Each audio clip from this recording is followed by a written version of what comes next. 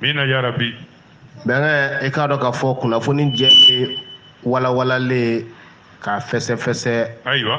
lamɛnbaa bɛɛ lajɛlen k'a faamu o ɲɔgɔn tɛ dɛ k'u t'u sigiyɔrɔ Mali kɔnɔ a n'a kɔ kan kosɛbɛ an bɛ gafe an b'a dayɛlɛ ayiwa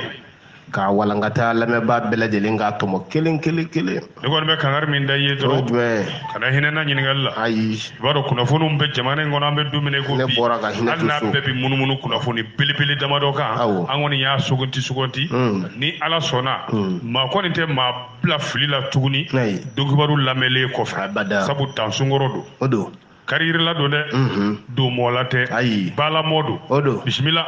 bɛngɛ Niger président ye mun fɔ Mohamed Bazoum, deux points. Les mesures de fermeture des frontières, ça n'existe pas dans le traité de la CEDEAO. o ye nansarakan ye a yɛlɛma bamanankan na joona an ka taa Ayiwa. Mamada, Niger jamanakuntigi Mohamed Bazoum Awɔ. a ko sariya minnu taara nin ye ni ka karankɛdaw choix Awɔ. n'o de ye Mali ni jamana tɔw cɛ k'o da choix tɛ korow k'o tɛ CEDEAO sariya kɔnɔ dɛ a t'a kɔnɔ a t'a kɔnɔ. Donc i kabakun olu de y'o kɛ mun na i ye Nigérien ye wa l'événement Niger ye nin fɔ cogo min nka n tɛna da don a la ni ma maliyɛn fɛn fɛn bɛ Niger k'u bɛɛ fo Awɔ. kɛrɛnkɛrɛnnen la ka n kɔrɔmuso fo Arakiya Ja n bɛ n kɔrɔmuso fo n ko n b'i kɔrɔmuso fo a bon a ye foli Arakiya Ja a ye foli mɛn k'a ja ɲɛnagi ko k'i kɔrɔmuso a jamu ye ja de wa a yɛrɛ de ka jan Ja Ja ma f'i ye Arakiya Ja Ja n y'a faamuya fila jamu don awɔ n bayini don ayiwa Mamada wa i ka dɔn président ye nin fɔ Macron yɛrɛ de ɲɛna Faransi palais yɛrɛ kɔnɔ koyi o ɲɛna n jɔlen ɲɛna i bɛ sɔsɔ wa an ka taa min parikaw dun baasi tɛ i ni gɛrɛ makɔrɔla sa dɔ i ka ko man bɔ an ma ne mana ni makɔrɔ kasa yeri fɛ ayi i ka ko man bɔ an ma dɛ n'i gɛrɛla makɔrɔ la bi i bɛ k'i ko bakɔrɔni kasa b'i la Mali kɔnɔ bi simila kana siga o la dɛ bamanan ko ɲangili minnu taara sɔrɔ ni nafoloko la ka ɲɛsin Mali ma karankɛdaw suwali min kɛra CEDEAO ni UMOA fɛ ka se Mali ma ko yala sariyaw don wa halalaw don ayiwa ayiwa sɛbɛn fasiriba ko an ka jamana ɲɛmaaw kɔni ko sariya tɛ wa ɲangili halalaw tɛ u y'o communiqué yɛrɛ kunnafoni bɔ ka ci kɛnɛ kan d'a ma faama kuma ma tɔnsigi in bannen kɔfɛ o la i b'a dɔn Mali gouvernement u y'a jira k'a fɔ olu kɔni ye nin ko in kɛ bonfurula ko de ye ka sabu a banbannen tɛ dalu si de kan sariya si tɛ jɛkulu in kɔnɔ min y'a daga est-ce que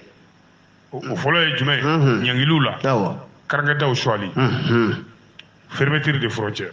dugumasira ni sanfɛsira u ma sankolo dɔrɔn de k'a la o tɛ se k'o k'a la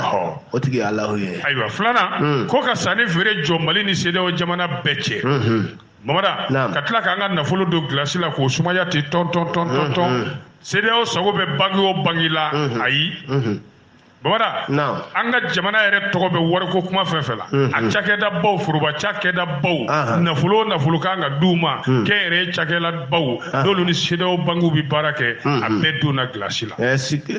Mali gouvernement ko olu jigila tigɛra jɛkulu in kɔrɔ jɛkulu min n'a sigi kan n'a ka kɛta tigɛ kɛ kelen ye wa a bi kɛla kun min na an t'a dɔn yala maa wɛrɛw de bɛ nin ko in jukɔrɔ minnu yɛrɛ tɛ hali farafinna wa ɲininkalikɛlaw sɛbɛn fasiribaw ko waati nataw na tiɲɛ di an ma o la nka yan'o cɛ sa i b'a dɔn foroba baro dɔ de kɛra Faransi ye juillet kalo kabini salon juillet kalo dɛ tile 9 san 2021 o ma kɛ coup d'état fɔlɔ kɔfɛ wa ayiwa yanni coup d'état fɔlɔ cɛ wa o kɛra le 18 août i bɛ k'a ka fanga dafiri yan'o cɛ dɛ juillet tile 9 Niger président tun bɛ Faransi ye a yɛrɛ jamanakuntigi ɲɔgɔn Macron jɔn bɛ a kɛrɛfɛ a ye kuma minnu fɔ n bɛn'o de f'i ye e ni Yakuba Jagabi aw bɛɛ k'a faamu ɲɔgɔn fɛ Faransi a k'a lase Bemba Jagabi ma Bamada ko karankɛdaw suwali min fɔra nin a n'a misɛnmanin tɔ minnu bɛ ɲɔgɔn kɔ Niger jamanakuntigi ko k'o tɛ CEDEAO ka sariya kɔ k'o de y'a to olu Nigerikaw olu m'o kɛ sɛbɛko ye yɛrɛ ayi n'a fɔra ko kalo 6 o kɔfɛ o Niger kelen tilala ka na si ye ko ka karankɛdaw suwa Mali ni i ka dɔn a lamɛnni jamanaw cɛ jamanakuntigi 12 wɛrɛ farala ale kan k'a si ye k'u bolokɔrɔta k'a wote ko ka karankɛdaw suwa duguma ani sanfɛ ayiwa sɛbɛ fasiri b'a ɲininkali de kɛ sa ko kuma mun de kɛra CEDEAO kɔnɔ juillet kalo tile 9 san 2021 ka n'a bila bi la ka n'a bila Basum ma o kuma fɔ o don wa mun de kɛra CEDEAO kɔnɔ yɛlɛma jumɛn nana CEDEAO sariya kɔnɔ fo kana se janvier kalo tile 10 ma sike waati min na o y'a sɔrɔ u ye ɲangili fɔ Mali ma ayiwa ko ni dun y'a jateminɛ CEDEAO ka sariya o wɛrɛ i b'a ta duguma f'a sanfɛ i t'a ye ban k'a fɔ ko frontière datugu ko kuma b'a la ko walima n'a sɔrɔ a yɛlɛmana de ka da nin kɛwalew kan walima ni ko b'a kɔrɔ de k'u k'o fɔ an ye sɛbɛn fasiriba kɔni ko k'an bɛ dumuni ko bi Niger jamanakuntigi yɛrɛ k'a fɔ ko jɔn k'i sin jɔn k'a la nin t'an ka sariya kɔnɔ dɛ k'o bɛ jo di an ka fanga farancɛ fanga ɲɛmaaw ma olu minnu ko sariya tɛ ko wa halala décision tɛ u t'a dɔn a taara kun min kɔni o tɛ nka Faransi président Emmanuel Macron ale ni Jean-Yves Le Drian k'olu kɔni ye u sago sɔrɔ sabu u kun b'a fɛ a ka kɛ tan de wa a bɛ ka kɛ ten sike ayiwa ni ko Niger président ye min fɔ nin de don ka lasa lamɛnbagaw laadiriya la an y'a ko minɛ ni hakilimaya ye k'a di Ala ma Ala k'an bɔ a da ɲuman mina rabi ko nɔgɔn tɛ dɛ mais bɛ n hakili ɲuman o bɛ ko caman latigɛ ayiwa mais problème min ye an ka hakili ni tubabuw ka hakili de tɛ kelen o tɛ kelen an ka yeta an'u ka yeta tɛ kelen an ka yeta la hinɛ yɛrɛ b'a la tubabu tɛ hinɛ dɔn mais bɛnkɛ minnu filɛ k'a sigi an kan nin olu fana tɛ tubabu ye o ni tubabuw bila min na u bɛ se k'u ban fana i b'o de fɔ sisan a fɔ bolo birilen b'u kan bɛnkɛ bɛnkɛ n'i t'i sago la Babada i t'i sago la dumuni kɛ dɛ ayi n'i t'i sago la i bɛ min sago la i b'o sago de kɛ misali la sisan ne waritigibatɔ wariba i b'a kala bɛɛ ka waritigiya dogolen tɛ mɔgɔ la ne wa ne waritigiba yala bɛɛ bɛ ka waritigiya kala mɔgɔ si man ka jeton ci ma tuguni e de ye waritigi ye ne tɛ i ye waritigi n bɛ dungu wariw kɛ wa ni ma fara n bɛ taa n'i ye kɛrɛdani fɛ dɛ ayi kana ne kɛrɛdani lasana bagaw kɛrɛdani a bɛ kɛrɛni bɔ bɛ kɛrɛni bɔ n'i ye dɛ a bɛ kɛrɛni bɔ fo lece puglia yagu togola ka salonba in kɔnɔ ye mais kɛrɛni ma ko kɛrɛni bɛ gɛrɛ si tigɛ n ko cɛ bɛ kɛrɛni kɛ fo a ye bɔ terrain kɔnɔ a bɛ ballon fili k'a bɛ taa gɛn ka bɛn toujours b'a fili ma mɔgɔ bɛ segin ka taa a bɛ ballon fili n'a y'a da kɛrɛni a bɛ se ka taa bɔ terrain kɔnɔ a ɲɛna waati k'i bolo da i solo la k'i jɔ ka balo la k'i kɔfilɛ ka terrain ko ja ale bɔra bisimila bɛnkɛ ne Mali ka gɛlɛya nin n k'a fɔ jɔn de ye communiqué kɛ nin ko in na awɔ yɔrɔ kunna an da sera kuma dɔ ma ko fɛn dogolen dɔ yera avion Faransi y'a jaabi jɔn b'an ka dongo wɛrɛw lamɛn u b'a mɛn kɛ Bamana communiqué de la cellule de communication ambassade de France à Bamako e ka d'o ma Faransi lasigiden so min b'anw fɛ Mali la yan u ye kunnafoni dɔ di u y'a mɛn k'a fɔ ko kunnafoni dɔw bɛ boli la bɔlɔlɔsiraw kan kabini kunun ayiwa ko k'a yira k'a fɔ k'olu ye dankari kɛ Mali sanfɛ sariya la k'u bɛ bɔ ka n'a jaabi ko faamuyabaliya de don faamuyabaliya min don kɛrɛnkɛdaw sɔli n'o ye fermeture de l'espace aérien an ka sanfɛla datuguni Bamana ko o sariya tɛ Mali ni Faransi cɛ dɛ ayi ko ka d'a kan tant que olu ka sɔrɔsiw bɛ yan force Barkhane olu ka pankuru bi pan an ka dugukolo sanfɛ cogo min ka d'u ye u t'u sara maa la u tɛ ɲɛfɔli kɛ ko o sariya b'olu ni Mali cɛ ayiwa ko n'i y'a jateminɛ bɛnkan min bɛ Barkhane yɛrɛ sigicogo la yan n'i y'o jateminɛ ko a ma se olu ka laɲini kɛ Mali ɲɛmaaw fɛ ni k'a fɔ k'u bɛ pan an ka sanfɛ o la sa u ka sɔrɔsi minnu bɛ yan n'o ye détachement français militaire ye olu kɔni bɛ munumunu Mali dugukolo kan sabu u bɛ ka datɛmɛwalekɛlaw de yɔrɔ ɲini u b'o yɔrɔ ɲini dugu ma wa u bɛ pankulu ta ka yɛlɛ sanfɛ k'u yɔrɔ ɲini o se dir'u ma walasa u ka se ka dankɛri k'u la hali n'u bɛ dugu sanfɛ don n'a dugusɛjɛ sa k'a fɔ ko kɔni o yɛlɛma k'olu tɛ o bɛnkan t'u ni Mali cɛ dɛ awɔ ko bɛnkan ta n'u cɛ dɛ k'an ka sanfɛla labilali olu ka sɔrɔsiw ye ani minɛn o minɛn ka d'u ye panni fɛn na k'o la pan sanfɛ i n'a fɔ k'an da sera avion min ma Mamada ko Barkhane bi banban n'o de ye ka datɛmɛwalekɛlaw susu k'u ɲɛnɛma kolotɔ k'u to sanfɛ ayiwa k'olu b'o kɛ papier ko t'o la u ni Mali cɛ ayi o sariya tɛ Mali ni olu cɛ dɛ k'a fɔ ko f'u ka yamaru ɲini fɔlɔ walasa u ka avion kelen ka pan ko ayi ko suko n'a dugusɛjɛ ko Mali tɛ se k'o kuma fɔ ayiwa ambassade de France France ka lasigiden so min bɛ yan o kibaru caro sira olu de bɔra ka ni faranfasiya di an ma n'a ma ɲɛ an y'a fɔ kunun n'u fana y'u ka jaabi di an b'a fɔ awɔ an tɛ mɔgɔ ka côté ayi anw ta y'a lase ko ɲuman ye bɛnkɛ ne ko Mali ka gɛlɛya nin a ye mun de lase Côte d'Ivoire ma ɲugu ni ɲaga ɲaga jumɛn et quand les sanctions de la CEDEAO visant le Mali provoquent des remous politiques en Côte d'Ivoire ni y'a nansarakan wala bamanankan na an ka faamu Babara a bɛ joyeux anniversaire de Ali Bi ne bɛnkɛ ma bébé ka le lion Batine Conte l'enfant de Farabo commune de Diamounté Camara e y'i ka gâteau ye ne ma ka gâteau ye dɛ ne ko y'a ci de ma ne yɛrɛ m'an ka sɛ ye e min ka gâteau ye e min ka sɛ m'an ka kami e bɛnkɛ kelen ta bon ni sɛgɛn bɛ n bɛnkɛ la a k'a fɔ n bɛ anniversaire n b'a ka anniversaire kɛ den fɔ parce que kami bɛ sɛ bɛ kami bɛ daminɛ 1000 na sɛw bɛ daminɛ sɛ ɲuman bɛ daminɛ 650 700 800 800 o da to n bɛ to ka sɛ ne kɔni tɛ gâteau da dɔn parce que depuis ala ne da ma gâteau dun fɔlɔ gâteau ça dépend ne ka anniversaire tɛmɛnen e m'o gâteau ye n ko ne tun ye kundama ye o e y'o dilan jeli bɛnkɛ gâteau e ne kundama awɔ ne ka gâteau c'était 1,98 m bɛnkɛ centimètre fila de y'a 2 mètres a y'o gâteau dilan jeli i y'a gâteau dilan est-ce que hakili b'a wari la parce que bɛnkɛ de y'a bon comme ni hakili t'a wari la sa bon n'a ma ɲa gâteau mesuré bɛ 1,90 m ma donc o k'a kɛ dɔrɔn centimètre 1 o centimètre 10 o centimètre 10 a k'o lajɛ o 1000 a dafa centimètre 10 wa 10 n'o se tɛ n bɛnkɛ Batine a k'a fɔ n'o tɛ ne bɛnkɛ Adama Sisoko de ye gâteau in dilan ka bɔ Faransi ka na n'a ye yanni fermeture des frontières ka kɛ a gâteau tɔ bɛ yan n'a tɔ bɛ yen fo n'a kɛra gɛnɛkala ye sa ka taa gɛnɛkala la ka na senfara la n tɛna lajɛ n'o bɛ an ka yabila ka taa min a b'a yɛrɛ ɲini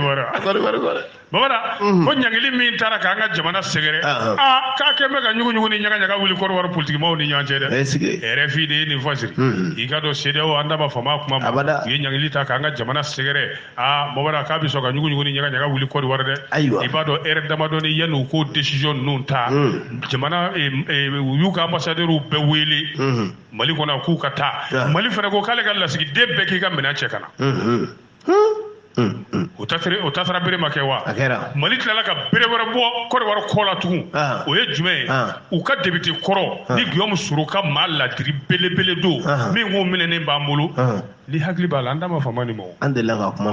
f'u ko k'u b'a fɛ k'a falen ani Karimu an y'a fɔ ko n'a sɔrɔ o dɔ ye o hakilina di ko kɔrɔw tɛ fɛ ka kɛ hakili b'o la o kamalen dɛ n kan b'o de ma ayiwa Mali gouvernement sina k'o bila ten ko taso i bilara c'est quoi ta i bilara est-ce que ayiwa o dun y'a sɔrɔ Laurent Gbagbo fana y'a ka parti kura sigi m'a dɔn n'i b'o kalama PPACI je suis le secrétaire autoritaire PPACI Itoma oui Itoma ka parti kura sigi il m'a nommé secrétaire général non secrétaire trésorier général wari ko ye i ka ɲi ye Gbagbo bɔra k'a fɔ k'a sarila ninnu a ɲangili ninnu a bɔra k'a kɔn a ka parti kura n'o ye parti panafricain ye Laurent Gbagbo a ko ɲangili ninnu dan tɛmɛna kojugu CEDEAO fɛ ka ɲɛsin malidenw ma communiqué dɔ signera a yɛrɛ ka porte-parole fɛ sa n'o de ye Justin Kone Katinan ye PPACI tɔgɔ la fana y'a yira k'a fɔ ko ɲangili minnu talen filɛ nin k'olu ti diɲɛ n'a ye ko wa a ka jugu kojugu jamanadenw ma ko jamana wɛrɛ maaw kana fɔ k'u bɛ nin ko ta ka politiki don a la k'an ka CEDEAO jamana ɲɛmɔgɔw k'u hakili munumunu k'u bila nin dantɛmɛ wale ko la ayiwa Babara i b'a ye k'a fɔ Mali a n'a sigiɲɔgɔn jamana caman cɛ ka gɛlɛn an bɛ don min na i ko bi ko fo a caman y'u ka lasigidenw yɛrɛ wele Mali fana de y'i t'o la ka député kɔrɔ in bila n'o ye Soro Guillaume ka cɛ gɛlɛnba dɔ ye a tɔgɔ de ko Sessuku Mohamed nka n'i y'a fɔ ten e t'a dɔn ni y'a fɔ ten Musa Tangara Yopugo ale t'a dɔn mais ni n ko Ben Suka Musa Tangara b'a dɔn na Ben Suka Bensuk ate de Bensuk ni ko Bensuk babara mogo be soro Guillaume don ibado ko ni cɛ nya jigila mogo bayi o de tunga ka do kesu kono ka bila ka taa di Alassane ma a kumo kaso la sigila mais comme ko nana keta o kuma Mali ya bla ara kunga ka kride I komi sini ka bla ka taa di Alassane ma bi Mali ya bla to sara berga daga maunu me fangala bi tuduma lo de denu naga denu babara ibaro Bensuk cegelen badu usina ka blati ka kata ni hagli bala tu minena kabini utukalo kletan tunga ka blakata didi korwara ka uma o Bensuk ukui alna don tun dona korwari yani kiri kuraka kaka ne samuga kaso de kumba nye sabu ya kiri ko samuga kaso ayiwa ko sabu ka kumba fa ka jamana yugu ka kudeta ke korwa ayiwa o kɛra sababu ye fo Guillaume Soro bɔra ka kuma ko u ma ka cɛ don kaso la k'a kiri a kɔfɛ Soro Guillaume ma lamɛn dɛ Soro Guillaume kɔni bɔra k'an ka transition cɛdenw fo kosɛbɛ k'u fo u y'ale ka cɛgɛlɛn in bilali min kɛ k'a bɛ Asimu n'a ka cɛdenw fo kosɛbɛ wa ko ale bɛ transition kɔkɔrɔma don a seko n'a damayira bɛɛ la k'a ka teriya laadiriya yɛrɛ yira a ka transition ɲɛmaaw la nka a ma sɔn ka kuma sanction ninnu kan sinon parce que an ye journaliste ye kumana o bɛɛ kan dɛ baw kɔkɔrɔma don n b'a don ta mais a ma kuma sanction kan RFI kuti bisimila bɛnkɛ ji sɛnsɛnnen min ka di kunnafoni mana walawala a walawala kɛba ɲuman fɛ I n'a fɔ I ta nin cogo bɛnkɛ o ka ɲi kojugu wa wari yɛrɛ mana sɔrɔ sira jɛlen kan k'a tila ka don ko jɛlen na bɛnkɛ a bɛ f'o ma ko wari barikama ko Madu Sofurufuru Madu Sɔngɔmi Faransi Madu Jawara Sɔngɔmi Darusalam Segu a ko k'an b'a walawala cogo min na bamanan ko f'ale farigasi bɛ caya kan ko don dɔ la k'ale b'a fɔ ko est-ce que ne tatɔ so k'u tɛ minɛ ko sɔrɔsiw tɛ minɛ ko ye mun minɛli ko min y'a sɛbɛn n'u ye ne minɛ min y'a sɛbɛn o b'o fɔ wa c'est à dire bɛnkɛ fɔ mɔgɔw k'a faamu kunnafoni gafew kɔnɔ kuma lakalili bamanankan na a kuma ma ban o de don bisimila ne Burukina bɛ minnu bɛ an fɛ Mali la yan awɔ u ye mun de kɛ sanction de la CEDEAO contre le Mali hukumu kɔnɔ les Burkinabés au Mali demandent à leur président Roch-Marc Christian Kaboré de se désolidariser des sanctions prises contre le Mali. Ni ngone ya nanzarakan dalen ɲɔgɔn kan ka sɔrɔ ne ma foyi faamuya na n'i y'a fɔ bamanankan na an b'a faamu n'i m'a fɔ bamanankan ni mɔsikan na ne yɛrɛ burankɛ t'a faamu n'o de Francis Tabsoba ouais le grand dépanneur de pompe injection n'a ma faamu burankɛ t'a faamu ngo i burankɛ t'a faamu d'accord yana ngi ko an burankɛ de ayi de mun y'a kɛ n burankɛ wala Burkinabé minnu sigilen don Mali la ko Roch-Marc Christian Kaboré k'a k'i se mɔ ni ɲankili tali la Mali kama k'a k'i dabɔ a la pɛlɛ y'o tɔnsigiba de kɛ alamusa kalo tile 13 tɛmɛnen Burkinabé minnu sigi bɛ Mali la f'u ye jɛkuluba sigi u y'a sigi min u ka ambassade yɛrɛ u ka lasigiden so la yen i b'u ka ambassadeur tɔgɔ dɔn yan général Luge Kojo ɲankili min taara ka Mali sɛgɛn kosɛbɛ ayiwa Burkinabé minnu b'an fɛ Mali la yan u farala ɲɔgɔn kan tarata janvier kalo tile 11 Burkinabé u yɛrɛ tɔgɔla so min jɔlen bɛ yan u y'a tɔnsigi kɛ yen de o kumalasela ni kuma ɲɛma o kun ye Solomani Sabadogo ye ale ye délégué conseil supérieur de Burkinabé à l'étranger la wa ale de ye kumalasela ye fɛnɛ ayiwa a ye kunnafoni d'an tulo kan ko u tilala ka nin ɲɔgɔnna jɛrɛ in kɛ lettre ye k'a bila ka taa di Burkina ambassadeur ma Mali la yan o k'a lase jamanakuntigi ma olu bɛnna min kan u bɛnna min kan n bɛna lettre in kɔnɔ kuma de f'i ye bamada Burkinabé minnu sigilen b'an fɛ yan u y'a ɲini u ka jamanakuntigi fɛ k'a k'i sen bɔ CEDEAO jamanakuntigiw sen na ɲankili tali la Mali kama ko ɲankili minnu n'u bɛna maliyɛnw tɔɲɔ kosɛbɛ n'o dɔ ye karankɛdaw suwali n'o dɔ ye feere ni jago ni nafoloko banni ye ani Burkina cɛ k'o tɛ kɛ fɛn ɲuman ye olu ni Burkina cɛ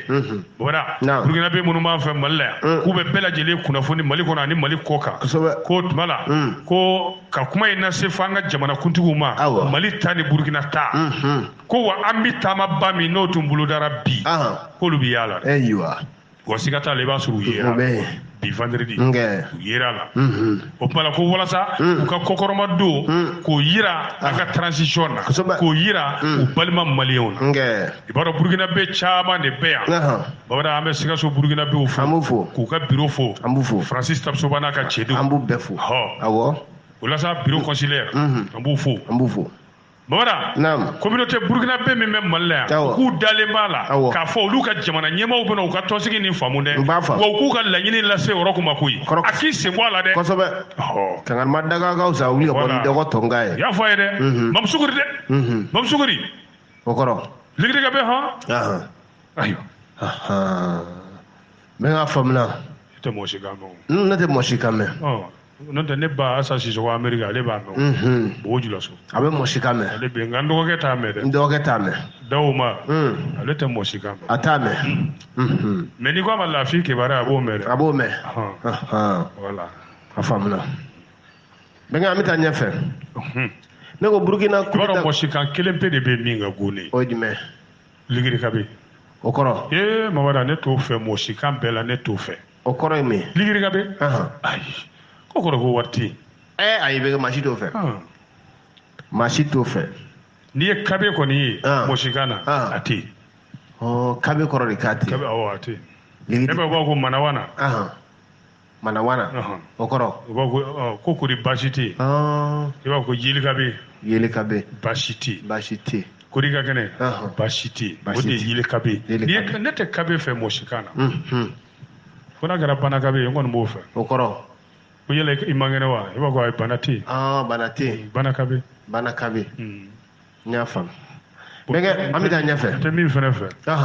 Manawana to kabe n t'o fɛ to kabe o kɔrɔ ko to tɛ yen to dun bɛ yen o ye a fɔ b'an na a dilanbagaw bɛɛ ko ala dunbaw bisimila to kabe ne ko Burkina a coup d'état ko bɛ cogo di dɛ an da sera min ma wa Burkina Faso wa 12 personnes toujours détenues dans le cadre des enquêtes d'un supposé coup d'état ni y'a nansaraka y'a walawala hali bi ka fɛsɛfɛsɛ an ka nin faamu bɛnkɛ ni ma walawala Sidibe min bɛ dususuma feere Worodara ale tɛ a faamu nka n'i y'a fɔ a ye jurakan na a b'a faamu n'a y'a faamu dɔrɔn docteur Jagara Danbɛlɛ docteur Papi a b'a faamu Babada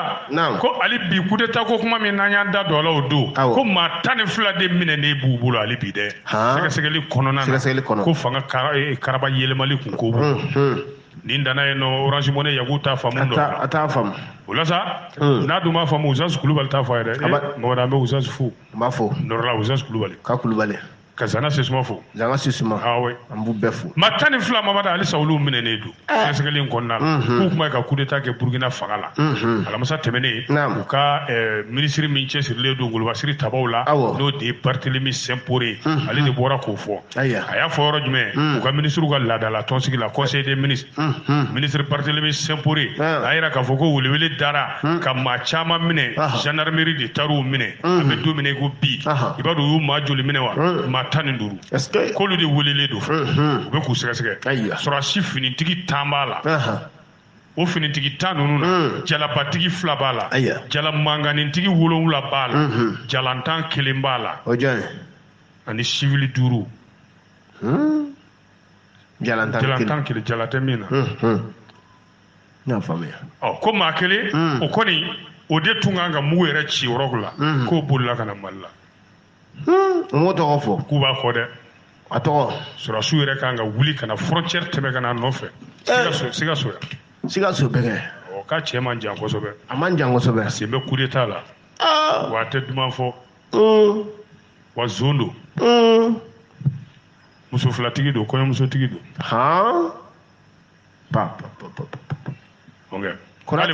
ale frontière tɛmɛ kɔrɔ tɛ mécanisme ya dɔ dɔn dɛ ko sɔrɔdasi mécanicien kun don a ka sonyani bɔra kan kɔnɔ o y'a gɛn o dimi kosɔn a farala coup d'état kɛlaw kan n y'a faamuya mais a porokotora a ye frontière tigɛ hɛrɛma kɔnɔ ka na bɛnkɛ o ka to e b'o nɔ minɛ n b'a yɔrɔ dɔn e de bɛ se k'o nɔ minɛ ni yɔrɔ k'e girimandan tɛ n'u ye 5 dɔrɔn d'i ma a dafa 10 o ma joli minɛna ma 15 wa e dun bɛ 10 ne ma non an ka kɛ 20 ye siɲɛ 1 o ka ɲi i bɛ taa minɛ ka na n'a ye n b'o minɛ ten n'o minɛ ten ka cɛ minɛ ten k'a d'u ma ba yɔrɔ dɔ a bɛ Medine ni ma fili a tɔgɔ yɛrɛ u y'a tɔgɔ fɔ n ye u y'a tɔgɔ f'i ye ko min b'o la wa ko ni bɛ se k'a minɛ bange bɛɛ ma i ko mɛ miliyɔn mugan tɛ wari denni dɛ a tɔgɔ Lasi Seso a banna n'u nan b'a yir'u la kana nin mɛn ka dugu bila dɛ ayiwa Mamada u ye ɲininkali kunfɔlɔ sɛbɛn maa 15 ninnu na tuma min saba bilara o yɔrɔnin kelen ko tiɲɛ na olu maa min u m'a bɔ u y'olu bila a tɔ tɛ maa 12 ye sa wa halisa olu de b'u bolo sɛgɛsɛgɛli kadara kɔnɔna la o tuma sɔrɔsiw ka kiiritigɛ soba sa n'o tilala sɛgɛsɛgɛli ninnu na o de bɛna ɲɛfɔli kɛ minisiri m'o fɔ wa minisiri tilala ka ladilikan jumɛn fɔ n'o ye Barthélémy Sempore a ko dugudenw ko bɛɛ k'i hakili sigi minisiri ko ten ko sɔrɔsiw bɛ u ka ci la hali bi dɛ u bilara ci min na u b'a kan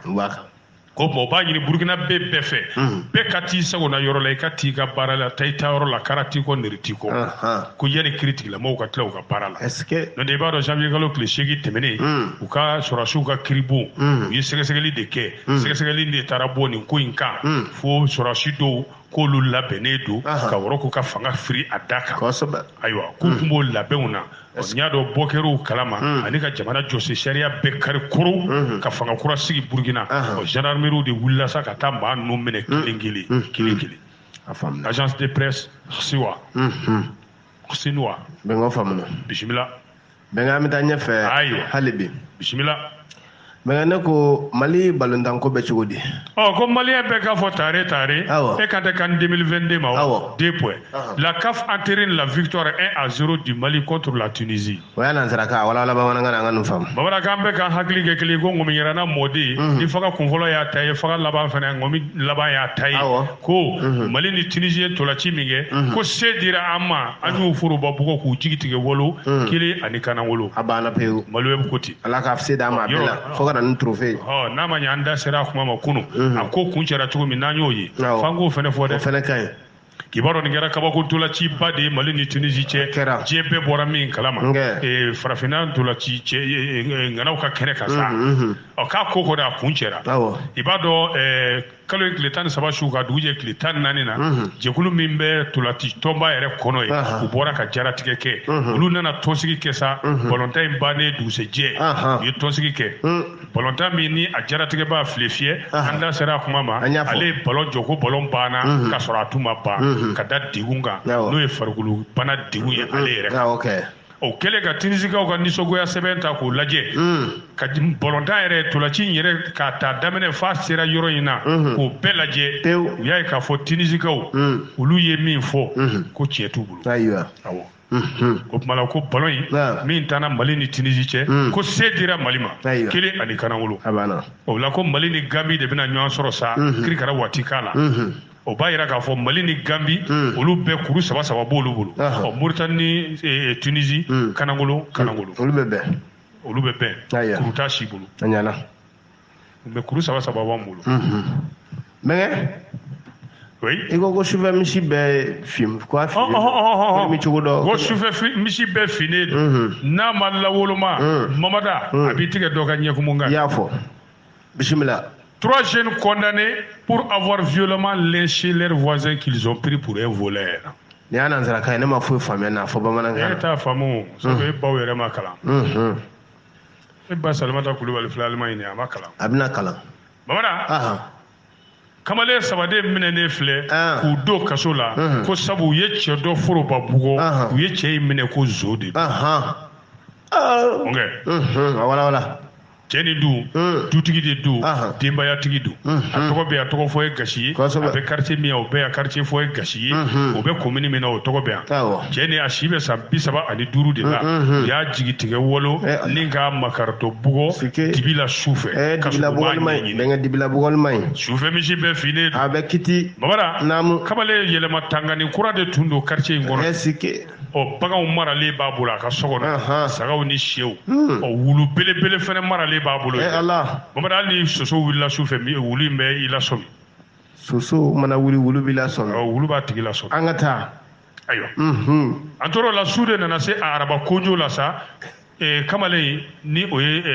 min yɛlɛmalen kura don a ka wulu de kasikan y'a la wulu kɔni ye fa bɛɛ kɛ mankan ye a b'a ka ye a tora dɔrɔn wulu ka fɔ wa lase sɔrɔ de bi lase sɔrɔ de bi wuli tora dɔrɔn wulu k'o fɔ bɛnkɛ i ko ni soso ye hali ni soso para wo ciw la a bɛ wulu bɛ mɔgɔ fɛnɛ tɔgɔ fɔ a ko ne nin cɛ in tɔgɔ fɔ an ka taa an bɛna se o ayiwa wulu mankan de cayara sa wulu yɔrɔ ni wulu b'i bolo so kɔnɔ n'a mankan cayara i bɛ bɔ k'a lajɛ ale bɔra k'a lajɛ kuloti baraba b'ale la sa kanagolo ale bɛ jɔ du kɛnɛ na dɔrɔn ja tiɲɛ don wulu tun bɛ ka wo ci zon de la sensurunin ale bɔ k'i jɔ ani zonkɛ k'i tɛgɛ da kogo la dɔrɔn palaw un coup k'i yɛlɛma kogo dugulen ye zo ye ala ale ni basa sotigi fana ko cogo di ko yan tɛ sotigi fana y'i da ale nɔ kan mais ale taara da de yɛlɛ k'a bɛ bɔ yanni ale ka tila o da yɛlɛ na ka bɔ ka zonkɛ gɛn o y'a sɔrɔ zonkɛ ye dan kɛ ale ye kule min ci a ye zon bɛɛ jama bɔra ale yɛrɛ kulekan fɛ ale yɛrɛ kulekan ye jama labɔ ale bɛ boli la zon kɔ mais jama bɛ bɔ kuma ma o y'a sɔrɔ zonkɛ tununa ale bɛ boli la sa jama fana ye boli daminɛ ale kɔ ka hi k'ale kɔ dibi la dayi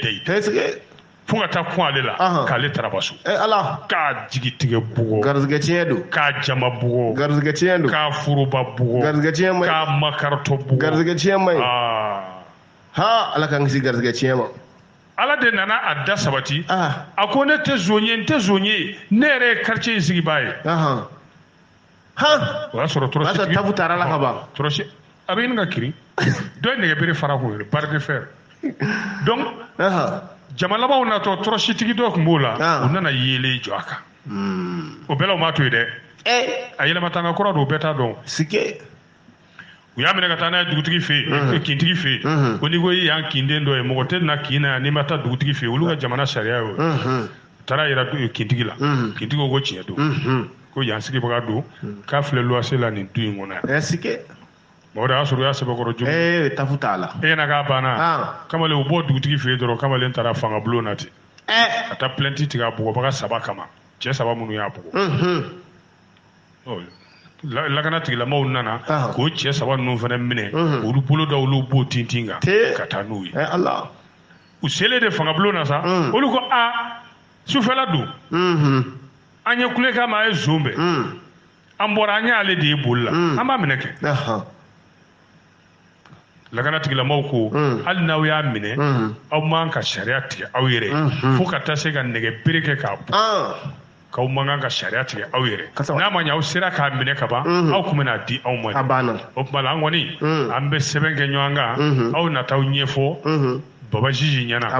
u selen baba jiji fɛ yen mamada kiri tigɛra u ye komi cɛ 3 kun don cɛ fɔlɔ u ye kalo 1 kaso datuguni fɛrɛrɛr don hali fenêtre t'a la i komi lasi sɛnsuru ye n ka buji siɲɛ u y'a don violon min kɔnɔ commissariat la hali fenêtre t'a la lasi sɛnsuru a n'a ka siw ni kelen bɛ violon kɔnɔ siw ayiwa fɛn min ye 2nan ni 3nan ye sa u y'olu don kaso la dɔ ye kalo 2 dɔ ye kalo 3 ye awɔ o t'a bannen ye dɛ k'u 3 bɛɛ lajɛlen u bɛ kasabi kɛ ɲɔgɔn kan ka 260 ɲini k'o sara cɛ ye furakɛli wari n'o tɛ hali ni kalo ninnu dafara u bɛ yen f'u ka cɛ ka furakɛli wari 260 sara 260 kan ka sara cɛ min i b'a tɔgɔ dɔn ayi n'a f'i ye ko tɔgɔ fɔ ye gasi an ka tɔgɔ to yen 260 bɛ di min ma mais e m'a fɔ tɔgɔ fɔ ye gasi ya an kana don a tigi gasi la awɔ o tɛ baasi ye n'a tɔgɔ fɔra o tɛ baasi ye ayi n'a y'a tɔgɔ fɔ ko 260 bɛ d'a ma o tɛ baasi ye bɛn ka tɔgɔ fɔ an ka taa 260 kan ka di min ma cɛ min bugɔra bɛn ka n'o kɔ n'a 260 dira ma an tɛna taa fɛ yen k'a fɔ vraiment ala ka nɔgɔya k'a ye ne e tɛna taa fɛ yen ka dɔgɔda k'a ye ayiwa n den 260 kan ka di cɛ min ma n'a n bɛ fɛ k'o cɛ yɛrɛ de dɔn bɛnkɛ e b'a fɛ k'ale de dɔn a tɔgɔ a tɔgɔ awɔ radio baarakɛla kɔni don donc cɛ min bɛ radio baarakɛla de bugɔra ta radio baarakɛla de bugɔra ta k'i dabara to i kun yanni i tigɛ ka taa i ma se ka kuma radio baarakɛla don a bɛ baara kɛ radio jumɛn na u b'u bolo fara ɲɔgɔn kan ka 260 d'a ma radio baarakɛla a bɛ baara kɛ radio jumɛn na est ce que sika sɔrɔ radio dɔ tɛ n'i ma fili dɛ i dɔn k'a lajɛ kosɛbɛ animateur radio radio awɔ o don dugu fɔ K'u ka 60 kɛ ɲɔgɔn kan k'a d'a ma. Mais hali n'u ye kaso kɛ. N'a sɔrɔ e de don a fɔ k'e de don an kana kuma jijɛ. Bon ayi bon ne ma tɔgɔ fɔ fɔlɔ nka o tɛ baasi ni ko ne don an ka kɛ ne ye ten sa kɛ n'o tɛ i kɔrɔtɔra i tun b'a to n ka tɔgɔ mais ni ko ne don n den nin tɛ baasi ye ala ka latigɛ ye bugɔliw ye o ne don. A 60 bɛ sarabulu kɔ kɔnɔ. N'o minɛ ten na 60 minɛ k'an bɛn. Sigira ka dɔnkibaro kɛnɛ lamɛn radio Urale FM kunkan fɛ bi aw tulo garisɛgɛ kɛra min ye o kɛra nin ye Mali kɔnɔ a n'a kɔ kan an n'a fɔ ko ka an na aw bɛɛ don n'a nataw la radio Urale FM kunkan fɛ hakɛto b'o la salalahu alayhi